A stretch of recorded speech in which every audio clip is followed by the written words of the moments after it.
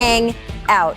All right, tonight, a possible play-in preview. The Dallas Mavericks taking on the Human Torch, better known as Steph Curry. Steph already broke the NBA record for threes in a month with 85, but he still's got 2 games left in April, tonight and Thursday against the Timberwolves. So if Steph continues his April pace, he will finish with 98 threes, but we're going to put the over-under at 100. So do you think, Vince, he will clear 100 three-pointers?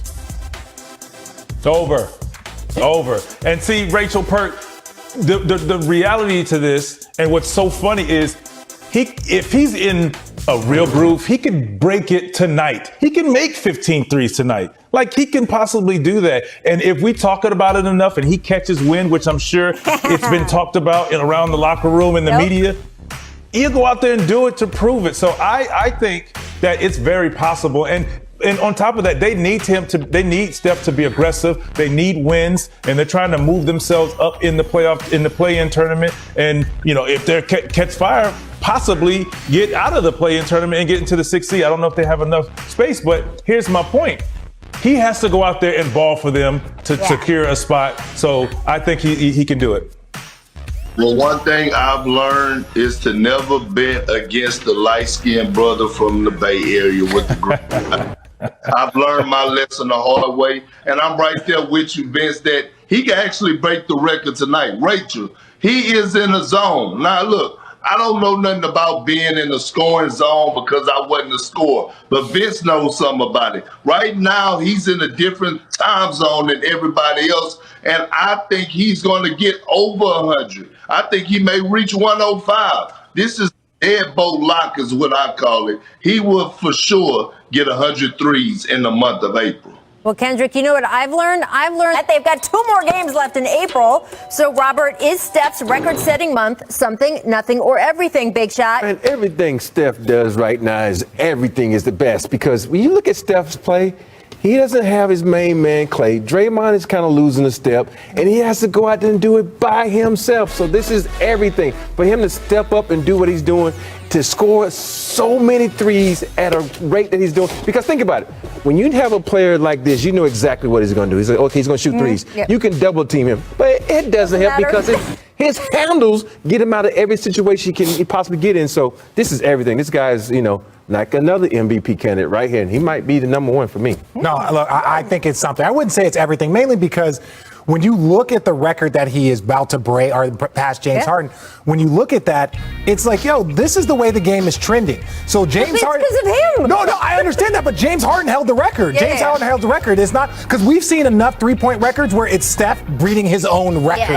Right? This was something that it was like James Harden, what he did for a month and what he did over that season was just remarkable. And then Steph was like, hey, give me that record back. I need that back. So I think this is something. I think it would be everything if this was getting them to the number 1 seed, or if this was something that was going to vault them to the next level. That's how he won the unanimous MVP. So I think it's something. It's not everything. It's not everything. It's something. Okay. It's not everything because you look at Steph Curry and you see him, the marksmanship, the extraordinary sniper-like tendencies that he has. And then you just sit up there and say, this is the greatest shooter God has ever created. Ever. I've never seen anybody that can shoot the ball like this. And then you go to his numbers, and you see him averaging 31, and you see him shooting 49% from the field, and you see him shooting 43% from 3-point range. And then you go to his stats, career-wise, and you see the numbers aren't any different than what he customarily does. Then you look at somebody like the great Damian Lillard, who I'm a huge fan of. And we made a big deal over the fact that Damian Lillard shot better than 40% from 3-point range, I believe it was last year.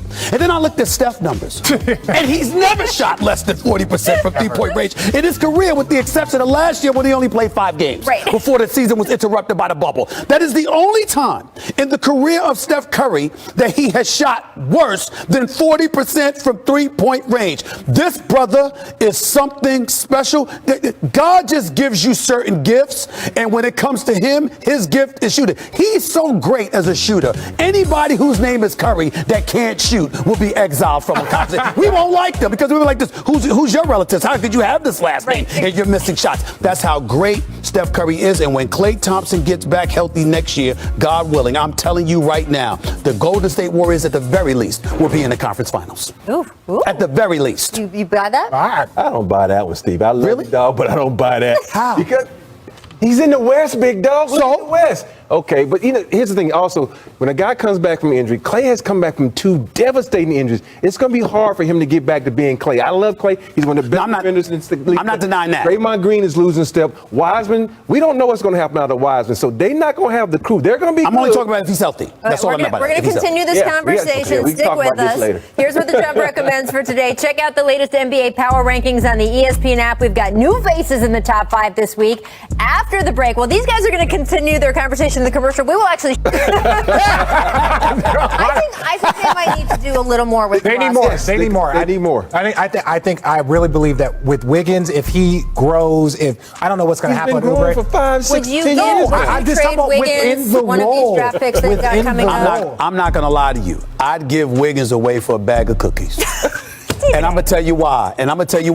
Not because of his talent, but there's something about him that says he doesn't want it. It's a job. It's a job. I feel like that's changed a little bit since he got to Golden State. I'll give him credit for that. But Klay with Steph, you have any idea how that opens up the floor for everybody else? Please. Right. Please. Conference finals. Make a move. Conference finals. I can see them making the conference finals. Bet dinner. There we go. Dinner on the most up-to-date NBA futures odds, according to Caesars William Hill. That's who they want you to bet on. The current favorite to win the title. Yes, Richard, we always make the point. This is who they think they can take money on. But they're only slightly ahead of the Lakers, who are followed by the Jazz and Clippers. So, Robert, on the Suns, who are now just 1 game behind the Jazz for the best record in the entire league. Our colleague Mike Breen said during the broadcast, Devin Booker says the Suns aren't just a feel-good story. They have bigger aspirations. So, Perk, do you think the Suns are more of a great story or a great team? Rachel, they are a great team. Look, I hate to go back and say I told you so, but at the start of the season, I said that the Phoenix Suns were going to be a top 5 team in the Western Conference. But I didn't know they was going to be this damn good, okay? They are a contender. And the way that Chris Paul is leading right now, it is having an effect on the younger cast. DeAndre Ayton, Devin Booker, Bridges, Cameron Payne, all of these young guys. And look, we know that they're talented, but when you watch them play on the defensive end, they're boxes and elbows. They're helping the helper. Offensively, they're passing up good shots to get great shots. This Phoenix Suns team is very dangerous. They're well coached, and they are a contender. They're a contender. They are serious. Yeah, I say both. I mean, it started off as a feel-good story. You think about the bubble, and they won 2 games, and you're like, okay, cool. They won 3, 4, 5 games. Then they go 8 in a row, and you're like, it's unfortunate that they did not get an opportunity to play in the bubble. Then you're like, okay, that was good. What's next? What are we going to see from the Suns? Then they sign CP3. Okay, they can get a little better. Then the season starts, and look where they are now. They are for real.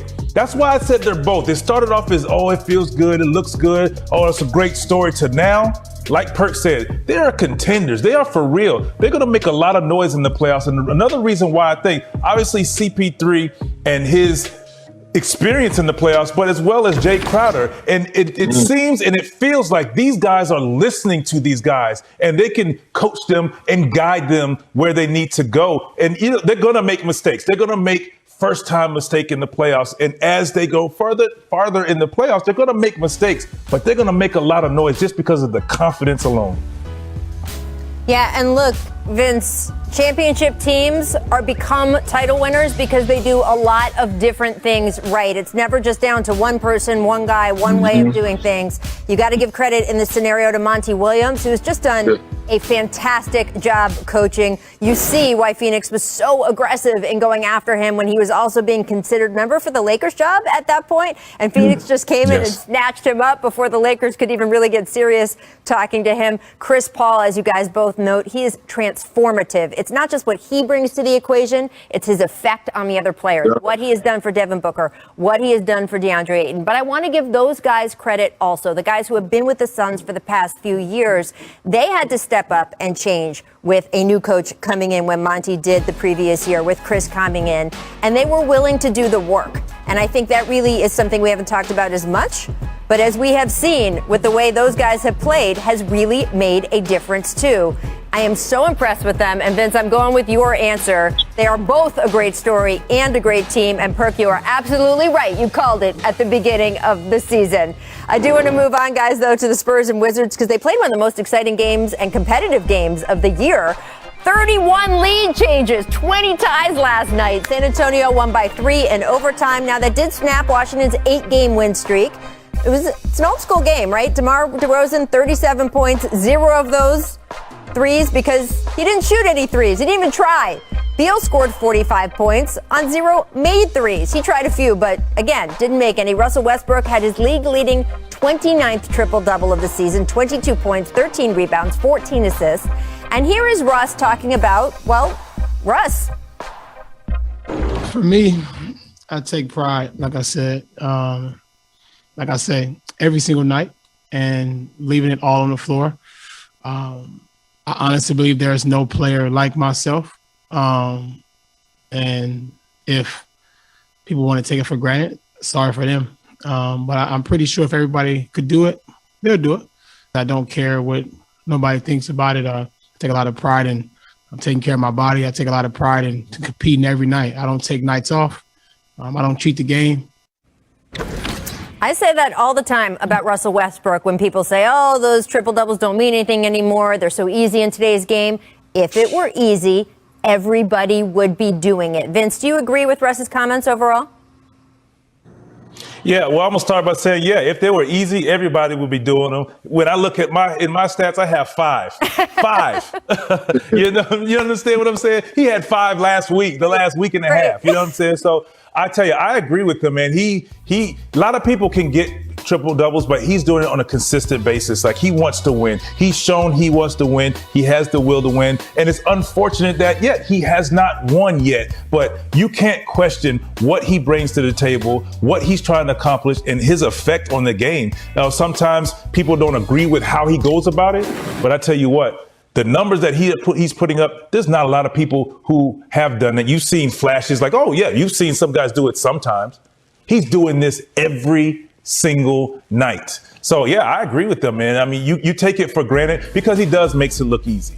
He makes it look easy. There's a lot of guys who go out there can score. There's a lot of guys who go out there and rebound. But putting all 3 together every night, Russell Westbrook. Here's the thing, right? When I was with the Oklahoma City Thunder playing with Kobe Bryant said after an interview, after we beat them in a playoff game, that Russell Westbrook is a guy that he loved, and he blessed him with the Mamba mentality. Kobe Bryant didn't bless a lot of people with the Mamba mentality, and it's only a few people that I've seen since my playing career and post-playing career that I've witnessed that plays every possession, not every minute, every second, every possession. That's what Russell Westbrook do. We already know, Vince, you know how hard it was because you was a guy that averaged 20 plus in the league. It was hard to do that. And then you take it to another level, it's hard to average just a simple double-double in the league. But for a guy to go out there every single night and average a triple-double, he did it for 3 straight. He did it for 3 straight seasons with the Oklahoma City Thunder. Now he's doing it again with his fourth time in his career. In his career, he's going to average a triple-double, and they're winning. Here it is, the start of the season. The Wizards were struggling. They were a lottery team. People were talking about firing Scott Brooks. People didn't know that Russell Westbrook was still hurt. He never complained about it. He said, you know what? Right after the All-Star break, Bradley Beal wasn't there. He took over the team. And they don't have the best personnel. He took over the squad. And guess what? Now they're in range of the play-in tournament. And guess what? If they get in the play-in tournament, the way that Russell Westbrook and Bradley Beal are playing right now, they're going to get into the playoffs. So I never take Russell Westbrook's greatness for granted. And what he's doing right now, Rachel and Vince, is legendary. It's legendary. You saw footage in there mixed with footage of Oscar Robertson because that is the best comp, a guy who played so long ago. That's how long it has been since we have had a player like that. And you're absolutely right. They are both heating up, him and Bradley Beal. We're excited to have Bradley Beal on the show just a little bit from now. Julius Randle is also coming up with us soon. We're also going to discuss Kevin Love, the MVP of MSG, joining the Jump. Welcome in Knicks All-Star Julius Randle. So thrilled to have you and your son Kaiden on the show. Uh-oh. He's frozen. He's frozen in time. There we go. We got you. Hold on, it's bad. I can't. You were allowed to have any connection problems that you want. That man is allowed to have any connection problems he wants after the way he has played this season. We'll get him back in just a minute, but I want to have you guys talk about him behind his back until he gets back with us. Vince, what has impressed you most about the way Julius Randle has played this year? Just his overall improvement. I think Tibbs has instilled in him leadership and confidence. And, we talked last week and I asked him about the same thing. I said, what has it been? What has it done for you? He just said his work ethic and his commitment and the opportunity to be the leader of this team and the team working together at night when they get on the road, they're bonding. But he said mostly he's used to the team, him going to the gym late at night. Now they all are going in there, working together and getting shots up. And it translates. It translates on the court. Guys trust each other. They understand who he is, what he brings to the table, and the attention to detail to get better as a player individually. But I tell you what, they understand they're there for him when he gets double teamed. He demands double teams now, and he's making the right plays. And it's, like I said, it's infectious. Julius, we're talking about you. I don't know if you heard that from Vince Carter. You are good, sir. I don't know if you could hear Vince Carter bragging on you there for a minute. I hear you, Vince. I appreciate it. We heard those MVP chants from the MSG faithful when we brought you in. What is it like to hear that after the career that you have had so far, all of the ups and downs, and the work that you have put in to have to get to that point? It's just a process. For me, it's really about enjoying that process, enjoying the grind. For me, that's really what it is. I enjoy the process of getting better. I look forward to the summers and putting the work in, getting better. So for me, I'm just seeing those results and just having fun with it. Vince Carter just talking about your late night workouts in the gym. I was told that those came from a conversation with Kobe Bryant. Is that the case? Oh, say it again. I couldn't hear you. Vince was just talking about the late night workouts you do after you land in the city. Sometimes when you're going to play an away game, you still go out to the gym and you work out the night before. I was told those came from a conversation with Kobe Bryant. Is that true?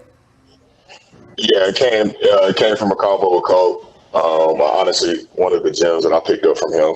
I was, going back home and, instead of going hang out with my family, he was like, come work out with me. And that's kind of one of those things where I picked that up from him. One of the things I really try to pass on to my teammates as far as just, the work ethic, every detail of, going to extreme conditions, whatever it takes to get better. So, I always pride myself in my work ethic. I learned from, the greatest ever in my eyes as far as work ethic and what it takes. So, I just try to do my best to emulate it. We also see Kaiden there in the frame with you. He has become an internet sensation. He's 4 years old. I don't know if he knows how famous he is. His reaction to that loss you guys had against the Nets, his presence at games, the way he cheers for you and is so invested in the team. I need to know, Julius, what is it like living with such a big celebrity in your house? He can't hear you, but he's waving. So he must know you're talking about him. But it's amazing. He doesn't really, I guess, understand it. He's just really being him, which makes it even more funny. But come on, I got it, baby. It's okay. But it's just Kaiden. He loves the game of basketball. I don't know who I think I was telling you the other day, Vince. We struggle, getting him to do his schoolwork and his ABCs and all that type of stuff. But he'll know every single player, every single team, if somebody's not playing, what's going on. So, RJ wasn't warming up yesterday, and my wife was telling me, he's asking, where's RJ? Why isn't RJ warming up? So he's very interested and invested in the game. And, as a dad, it's fun. Julius, Big Perk here, man. My fellow Texas boy. I follow you on social media. I see you and my boy Tyler getting that work in this summer. I'm not surprised of what you're doing because I follow you and I know how hard you work. But look, I got to ask you about my boy Tibbs, okay? Tom Thibodeau. I know he used to have me in the locker room in the gym early at 6 in the morning watching film on VCR tapes. I just want to know the effect that Tibbs has had on you as a player, as far as your development on the defensive side of things and on the offensive side of things, and as a player overall on how you approach the game now. I mean, Tibbs is amazing. And by the way, Perk, I want to say appreciate it, man. You've been showing me love from day one, man. So I want to say appreciate that. But Tibbs, man, he's amazing. You know, I think me and him really hit it off just because from the beginning, I saw how serious he took his craft, and I saw how serious he saw how serious I took the craft. And hold on, Bobby. And you know, from that point on, we kind of, you know, really took a liking to each other. Okay.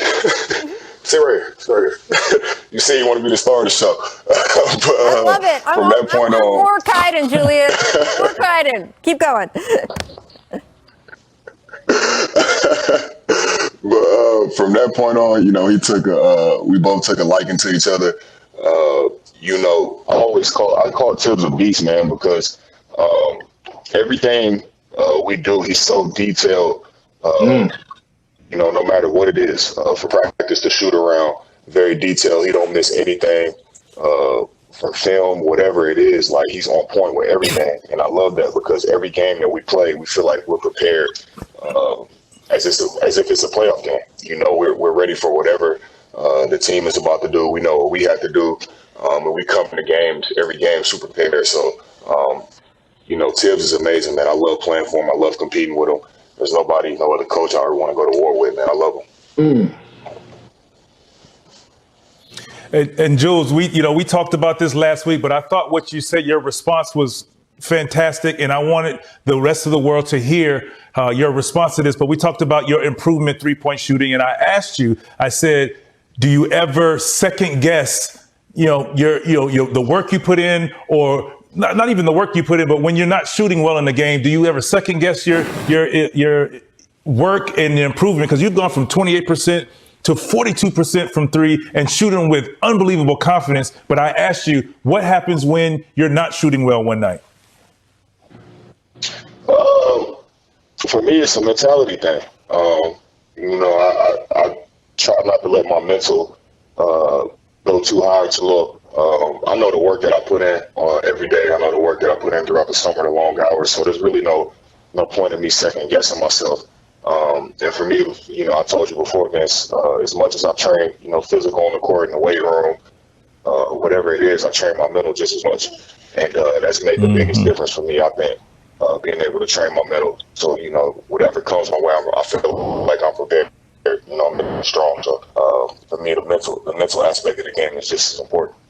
Julius, one thing I keep saying about you this season is that you were already such a good basketball player when you came into the NBA. You could have settled for just, okay, I'm going to get a little bit better every year, but I'm basically who I am. And instead, you kept working. You kept trying to change who you could be in this game to improve. That work ethic is something that I think has really been an example for other guys around the league. So I just wanted to compliment you on that directly, since I'm usually just talking behind your back when you say that. You're not here with us. So really, really, really good work. And also, talking about Kaiden there, the example you've set as a father, does he want to say anything before we go? Would he like to tell America anything? You want to say anything? You want to say hi or anything? Say hi. Say, say we here. We here. Yes, sir. Yes, sir. Julius, thank you so much for joining us today. We really, really appreciate it. And I love that you joined us from home. Appreciate with your you guys. family. Thank you. Really, really, really great stuff. Have a great deal. Thank you for joining us today. Thanks for having me. We had to have you on when I heard you were working with this project. This is ESPN's The Undefeated, the Obama Foundation, and the NBA collaborating on a speaker series to support My Brother's Keeper initiative. This is a program that we've talked about a bunch on this show, mentoring underserved young black men. It is fantastic. And the On and Off the Court speaker series, hosted by our friend Mark Spears, leading conversations with players from the Wizards, the Nets, the Knicks, the Lakers, the Clippers. Brad, how important is it for you to mentor young men and women? Because we were just talking off the air. You've got a game every other night. Why is this something you are still making time for in your life? Oh, for sure. You guys know, like Perk and VC, like we're more than just basketball players, and we have the greatest platform, and to be able to make an impact to those who look up to us, whether we like it or not. And for me, I always take pride in that and take pride in the community that I came from and understanding that I still have family and friends who still endure in those communities. And it's important for me to just show that, you know, that there are ways, that there are possibilities as a black man to succeed in this world outside of just sports and outside of basketball. And so what Mark Spears is doing and what everybody's doing, My Brother's Keeper, in itself, it's just providing a tremendous foundation for these young black men to be able to just get a level up in life, you know, whether it's in the education realm, financial, just trying to learn about what their next career path may be. So it does everything to just try to help these black men get an advantage in life. And I take pride in the youth because they're the future. And they have a lot of feeling, a lot of emotion that they need to get out and express. And so, you know, I think the talk that we'll have today is going to be very lucrative, and I can't wait for it. So important. And, you know, I'm a D.C. area girl, so I hear about all the things going on in the community, and the work you've done the last few years with the Ron Brown College Prep High School in D.C. has been so important. What else can you tell people not from the area about what you've been doing?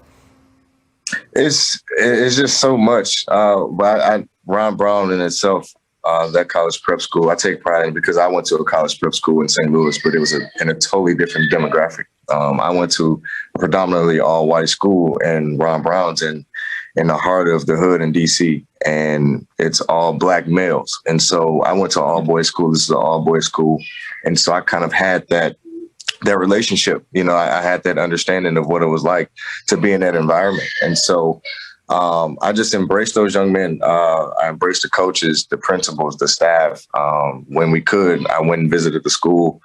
We had a huge, just open mic convo. And I had two panelists with me as well, a police officer, a lieutenant, and a financial guru of mine, Nasir Qadri, who's excellent. And so we just really just sat down and just tried to give these young men the opportunity to just express themselves, what are their struggles, you know, because they're living it, they're enduring it. And, you know, us as athletes, we have this platform to be able to make an impact and be able to share some light and inspiration to these kids. And, you know, whether, like I said before, whether we like it or not, you know, we're put into this position to be able to be impactful. And I just try to utilize it as best as I can. Well, it certainly shows in everything you do. I do want to take it back over to the basketball court. Now, here at The Jump, we have all these little shows within a show, right? As the Kings Turn for Sacramento, Bays of Our Lives for the guys in the Bay, the Golden State Warriors. And we have created a special show within a show dedicated to your Wizards. I don't know if you've seen it yet, but take a look here. This is the true story. True story. Of 17 strangers Picked to play on a team. We're all adults. Work together. I can't do you guys' job. You guys can't do my job. And have their lives taped. It's frustrating. Find out what happens when people stop being polite. And start getting billed. Final dog. The Bill world. DC. It's Bradley Beal's world. We're just living in it. I want to know what you think of your show, and also how is G Wiz as a roommate, because he looks a little. I've seen it a couple of times. I laugh every time I see it, though. I love it, man, because it's. I love the facial expressions. I love my body language. I love all of it. Because I've always been taught to embrace every situation, every moment, you know, in your career and what you're going through, because you need all of it for growth. And I can definitely say that this year has been a testament to that. You know, we kind of had two different seasons. At the beginning of the year, everyone wrote us off like this. This is a wash. There's no way that this team, should be playing the way they are, but they're just not good. And we can make every excuse in the world. COVID hit us. Thomas Bryant got injured earlier in the year. Training camp was crazy. This year in itself is a weird year. So we got a whole list of excuses, but we turned it around. And, we're starting to figure it out. We're playing well, playing confidently. And it's definitely, it's always funny seeing that because, my body language says I just want to win. I just want to win and compete at the highest level.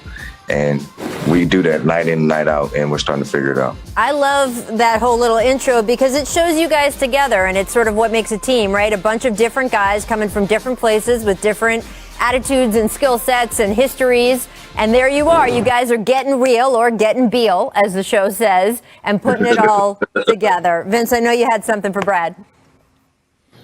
Yeah, you talked a little bit about it, but can you talk about, the postponements, your frustrations you were dropping 40 balls after 40 balls and your team not winning. And you just said, you guys want to win. You just want to win. And it's frustrating when you do everything you can for your team and not getting the result. How were you able to get yourself out of it? And how was your team able to get themselves out of it to play the brand of basketball that you guys are playing right now? I credit that all to mental toughness, honestly. Just being able to understand that what you're doing may be unique. Yeah, you may be putting up 30s, 40s, crazy numbers, but you're still not winning, which is the ultimate goal. And so obviously, I look at my play as an individual and it's like, okay, how else can I impact the team? How else can I be better? And you still want to continue to do that. You still want to lead by example because your teammates look up to that. Like it took me a long time to understand that and realize that because I feel like we're all individuals, we're all men, we all got to get ready to go. But sometimes when you're that guy, you're a franchise player, your teammates look up to you for energy, for confidence, for motivation. And it took a lot for me to understand that sometimes my body language may hurt that. And I try to correct that and I try to be positive. And like you said, I just have to continue to do what I'm doing and continue to push and guys will follow along eventually. And we've been doing that. And so the biggest thing is just staying the course, being mentally tough and being confident, trusting your game, trusting your work ethic, and the results will come eventually. Yeah, Brad, man. Kudos to you for recognizing that. Oh, I'm sorry. Go ahead. Brad, first before I ask my question, all right, I just want to tell you how proud I am of you for what you're doing in the community. I love the way that you're a leader outside of basketball. That makes me very proud, brother. So I just wanted to tell you that. But, you got a lot of familiar faces over there that are my family that, especially like on your coaching staff with Coach Scott Brooks, Coach Robert Pack, Coach Turt, Coach Longo, who I used to call Too Short, that I won a championship with. And then you have one of my good friends and the guy I went to war with also, and Russell Westbrook. And I know a lot of people don't understand Russ, but I want you to tell the world what it's like going to war with a guy like Russell Westbrook night in and night out, and how you feel about him. It's so crazy from the time of the summer to, when the trade happened at the beginning of the year, everybody has this misconception of Russ. Everybody's like, how, sorry. Oh, please. Everybody's like, how, sorry. So everybody has this misconception of Russ of, he's a bad teammate. He doesn't get along with coaches. He's a selfish player. He only cares about himself and his numbers and but when he got here, it was the complete opposite, and it was, he loves his teammates. He's all about his teammates. He's all about team. He's all about winning. And so I love that about him off the rip. But the biggest thing that I've gained from him, and I think we've all gained from him, is his mental approach to the game and how he brings it every single night. And so being a guy who played against him and competed against him when he was in OKC, like, I didn't understand how he was getting these triple doubles every night. It was mind boggling. Like initially I'm like, I didn't believe it. I'm like, maybe Steven just boxing everybody out and just letting them come in and get rebounds. Right. And so But to see him do it on our team, it's like, no, he's in the trenches. He's actually fighting in there. He's grabbing rebounds. He's pushing the ball. He's making plays for guys. And he can really care less about scoring. Like, and the biggest thing, he wants everybody to get better. He wants everybody to do well. And it doesn't matter who's on the floor with you. We can bring up 3 guys from the G League, and he's going to expect you to play like he expects you to play. And he's going to hold you to that same level of mentality that he holds himself to. And I think that's what helped me.